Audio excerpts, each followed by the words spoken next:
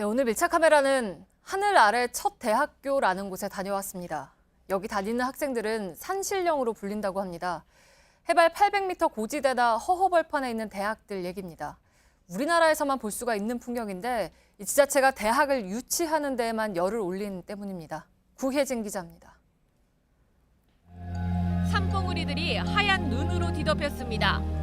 3월인데도 그림 같은 설경이 펼쳐집니다.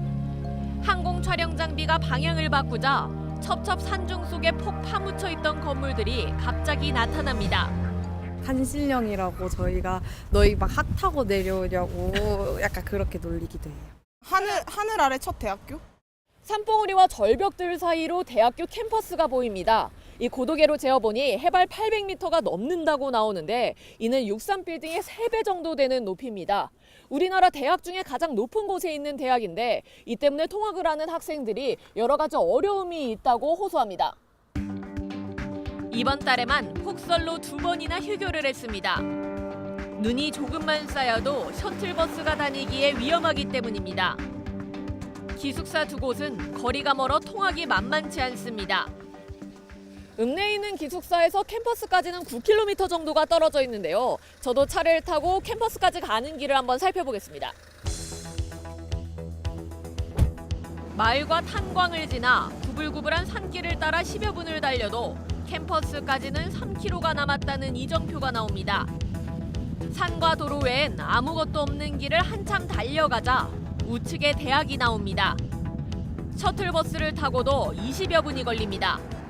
여기 비가 와서 우산을 챙겨가면 학교는 눈이 오는 거 정도.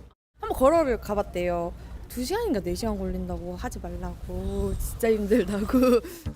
캠퍼스엔 아직도 긴 패딩을 입은 학생들이 많습니다. 눈이 쌓여 출입을 막은 곳도 있습니다. 높은 울타리가 쳐져 있는 운동장 뒤쪽은 절벽입니다. 여기서 이글루도 만들어 왔고 저기 저 친구랑 그 계단에 쌓인 눈도 치우고 멧돼지가 몇 번 나왔다고 하더라고요. 캠퍼스 옆 기숙사에선 배달 음식을 시키는 게 어려워 밤이면 같이 야식을 시킬 사람들을 구하는 포스트잇이 붙습니다. 눈이 오면 갇히게 되거든요. 차량이 통제돼서. 그래서 항상 고립돼서 놀고 있습니다. 강원대 도계 캠퍼스는 폐광 발전 기금 등 1,200억 원을 들여 지난 2009년 문을 열었습니다. 입지가 학교로 적절치 않다는 한국대학 교육협의회의 운영 포기 권고에도 폐광 살리기 여론에 강행한 겁니다. 석탄 산업전사비가 있는 이곳 강원 도계읍은 우리나라 석탄 산업이 시작한 곳입니다. 석탄 산업이 부흥했을 때는 한때 4만 명이 살기도 했지만 인구가 3분의 1로 줄면서 지역 경제도 같이 침체됐습니다. 저희가 어렸을 때 같은 경우에도 정말 엄청나게 저희 또래 많았어서 점점 없어져 가는 거죠.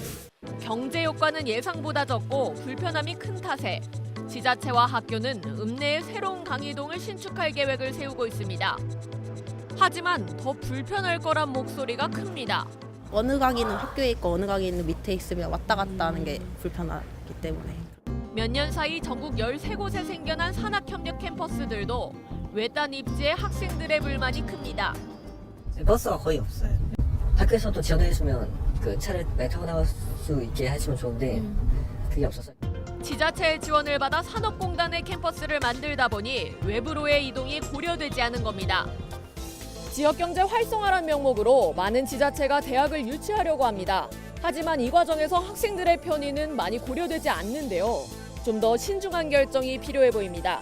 밀착 카메라 구혜진입니다.